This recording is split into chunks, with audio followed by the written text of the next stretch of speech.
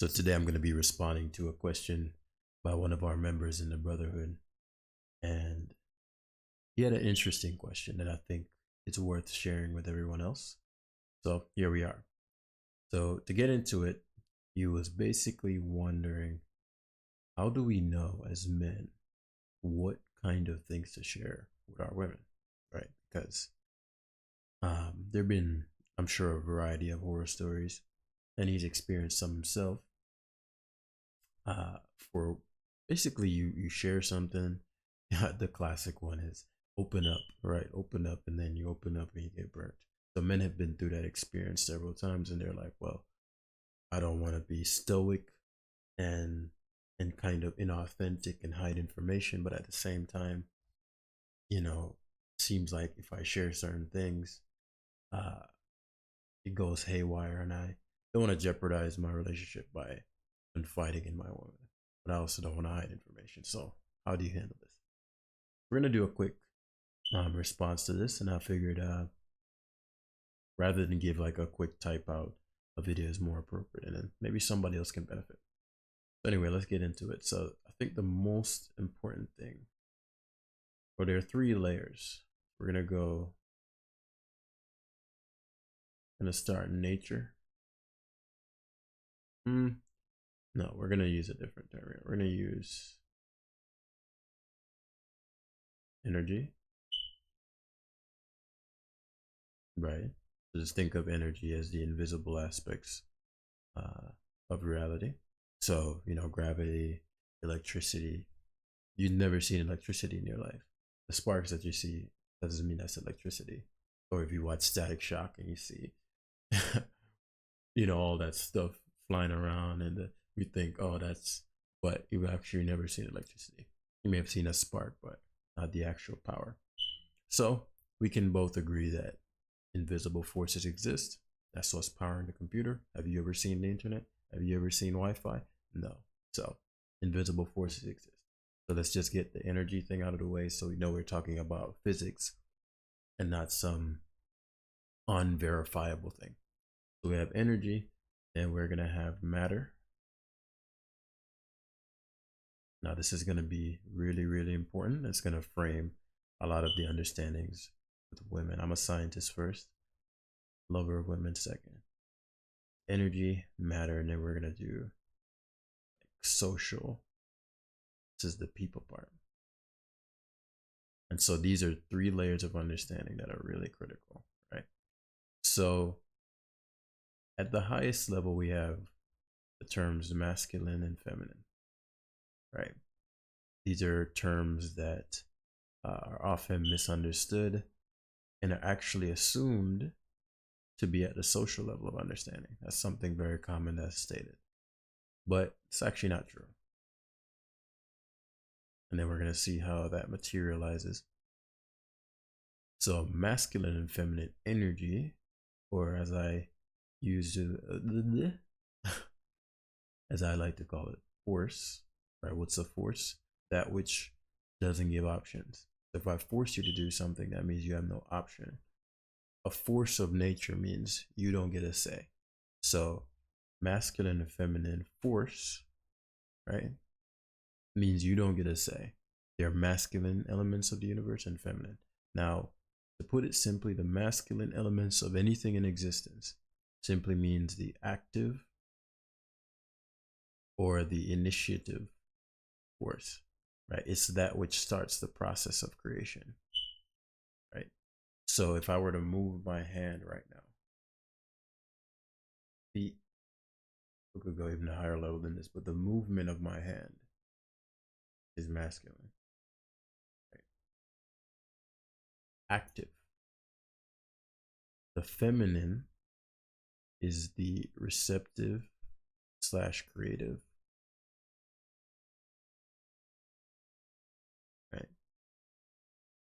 And so you can think of it as the infinite potential of everythingness. That's why when you think about, well, we'll get to that when we talk about male and female. It's active and receptive. I mean, creative and receptive. And so as my hand moves through this, for movement to happen, there has to be you think of as emptiness, right? So this is happening all the time. Everything, if you want to go super metaphysical, if everything in the universe at the most fundamental level is vibration, right? That means it's movement,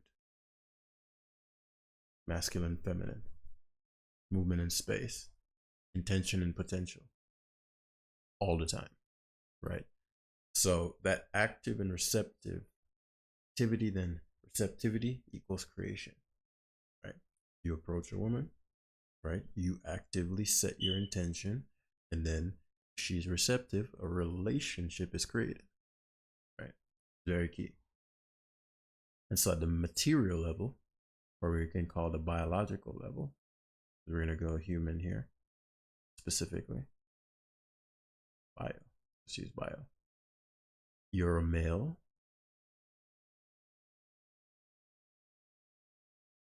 She's a female. So the question is, at a biological level of understanding,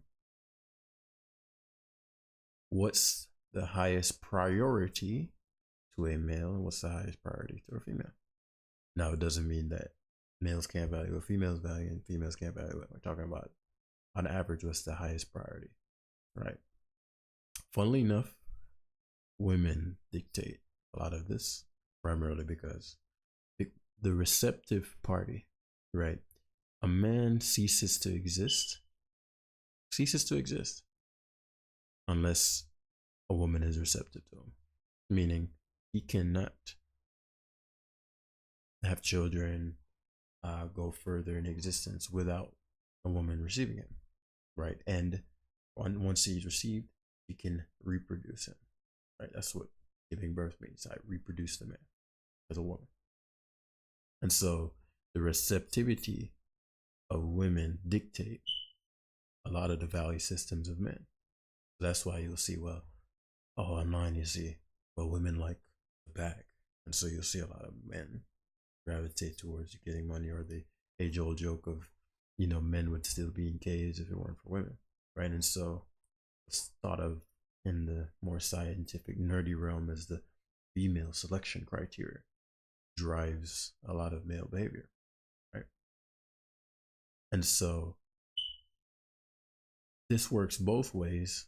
And this is where a lot of the misunderstandings of the 80-20 stuff, or this guy gets all the girls, and what happens is, because attraction is involuntary, because arousal is involuntary, a particular male may interact with, let's say, 1,000 women, right? And in the beginning, he was, let's say, a 1 out of 10 in terms of his attractiveness. Like, he was down there.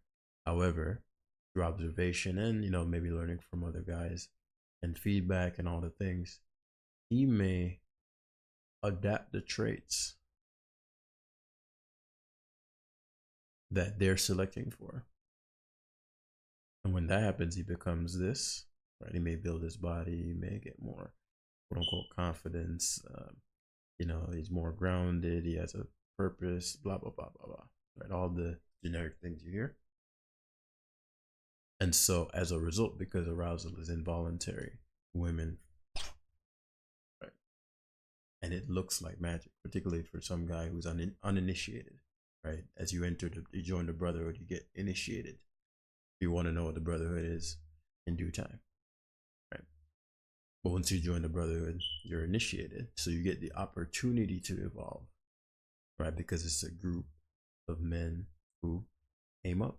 Putting it simply, it's a group of men that sole intention, your mission focus, their sole intention is to leave the world better than they found it, right? And so if you're hearing that, forget that. We're going to keep rolling. And so because of this, men have co-evolved to sort of have this mask of behavior that they're like, I can't do this and I can't do that and I can't do this and I can't do that. I want to do these things. I can't do this and I can't do that because I'm afraid I'm going to violate, right? I'm going to repel. I'll give you a piece of game here. Attraction is already taken care of. by nature. You don't attract women. Like you're not actually doing a lot of that. Women already have within them what attracts them. Your job is not to repel the women you attract.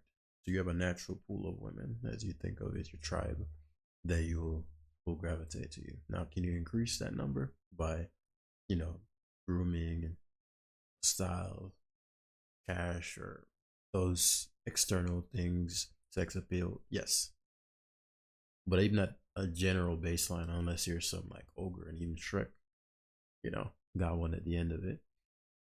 You know, all you're doing is increasing the pool. But even within the pool increase, your job as a male, right? You might not be a man yet, but at the very least you're a male, is actually not to repel them, right? Most guys lose women or not get women because they're actually repelling them with behaviors subconsciously they don't know that they're doing, right? Things they say and they think, oh no, I need to suppress who I am. No, you need to find the complementary pair, and then you can be who you are freely, and also get a woman to be magnetized and frankly obsessed with you, right? But that's a whole different video. But this is relevant to discuss here because what he's basically asking is, how can I be transparent in myself when I'm going through hard times without repelling my woman, right? And so socially, men tend to value status, right? I want to be better than others. That's what status means. Women tend to value safety. Now, women value status as well, but it looks different. Men's male status is more overt. Right? I'm going to show you I'm stronger, faster, richer, more handsome. Overt. It's visible. Female competition is usually more covert, right? Invisible. All right. Am I the most beautiful? Am I the most? Well, I guess beauty you could argue is overt, but because it's a subjective metric, like you can say, are you the fastest man on earth or not? To say, are you the most beautiful woman on earth is subjective. So because of that, a lot of insecurity comes about, but that's a whole nother video. So if we go here and we know status and we know safety, this begs the question, is my status tied to her safety? The answer is yes. So if her safety decreases, her feeling of safety decreases, that's a form of repelling her, right? Because when your status decreases, well, social status is not exactly what is meant here. And this is going to be the key to this question. Now, we are trained to think, oh, you need to keep your bread up. You need to keep your bread up, right? That's the only way. And, if you don't do that, you're screwed. That's not actually what's happening. So I'll go on a new page here. And this is the key point. Something called spirit of growth. And that's going to go into why I broke down the whole universal level thing. Spirit of growth. See, the masculine, this aspect. So let's say that I put you in a room, but I cemented you, right? Meaning I like literally encased you in cement. So there's no what's called space. There's no feminine. If there's no feminine, there's no masculine either, right? Meaning, if there's no more space, then I can't move. So movement ceases when space ceases, right? Space can exist if there's no movement, you could argue. But movement can't exist without space. So the feminine, if you think about biologically, X and X chromosome for women and XY for men, how they say the Y chromosome emerges from the masculine emerges from the feminine, the male emerges from this mother, and you get that idea, right? Or reality emerges from nothing, the void, potential, right? Everything in actuality. So the masculine emerges from the feminine. So it's like, okay. So what does the feminine need? Right? Seeking the spirit of growth. What a woman is checking for, it's not about hiding. Oh, I'm things are hard right now, and I'm like, I can't tell her that. She's checking for is the spirit of growth still within? Because the movement aspect, the masculine force within that makes her feel protected. Biological male's primary duty is the protection of life. The feminine, female biological duty is the creation of life. And so if you can't perform your duty, then her safety decreases. Money, physical combat ability, intellect, those are all forms of protection, right? For the feminine, right? The smarter you are, the richer you are, the more physically capable you are, the more protected she has the potential to feel. And as those things wane, it doesn't mean that goes away if you still have the spirit of growth within you. If you still have what's known as the masculine essence, right? It's that force within a male that says, no matter what, I'll figure it out. That's what she's checking for. Is the spirit of growth dead in you? Right? Especially if you're a man that's displayed the evidence of it over and over and over and over. Right? Is the spirit of growth still within you? Now, this also, this is the last thing I'll say to close this out. There are three things that make a man valuable to a woman generally. There's the person he is, independent of what he has. There's the position he has. So, are you the mayor? Are you a rapper? Are you da da da? And there's his possessions. So the person, position, and possessions. We've gone over this in a previous video, but these are laws of, nature and society, and laws of nature and society, I guess, would be, the laws, right? So these are the core things that he's being valued for. And if this is what you got her on, your position, if your status decreases here, then she may just leave because she never wanted the person. If you value for your possessions, then as your status decreases, you're like, hey, I can't, I'm gonna have to have the car repoed. I'm gonna have to, find a new job. I'm gonna have to blah blah blah, and that decreases. Now, if she's with you for the person you are, her desire to be with you will disappear if you lose the spirit of growth. If for a moment you're like, babe, I don't know what I'm gonna do, and for an extended period of time, you don't have any sort of will to live, will to solve, will to protect. At that point, you violated your biological level of your role. Because at the end of the day, she has to protect her life as well, right? The preservation of life. So if the male that she laid her life on the line for has forfeited his role, then she has to switch into the active role because now you become passive. Passive does not mean feminine. Passive is just anti-masculine. You have active and you have negative masculine. Passive, right? Being receptive or being magnetic is not necessarily the same thing as being non-masculine. That's key. So you're being what I call anti-masculine. So you're, oh my goodness, no, always me, and you stay there. You built an emotional reputation with her of this man is not dependable. I'm always in a constant state of anxiety. I'm going to have to step into that masculine role, be his mother. Be his mother. So you went from daddy daughter to mother son, and now you're her son because now she has to nurture you. And now again, this does not mean you can't hit a down place. Because again, has she lost that belief that at some point you'll figure it out? And so does she have to now become your mother?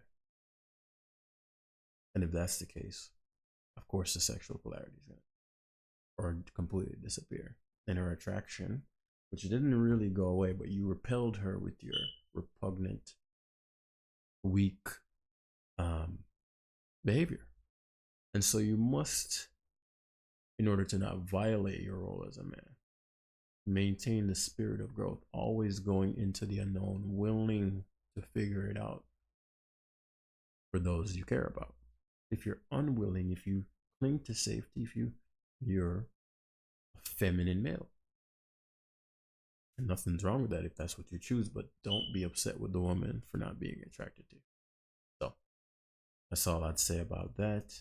I saw a recent Instagram video that actually illustrates this very thing, and I might put it at the end of this. And let me know your thoughts. Hopefully, this was helpful, and see you in the next one.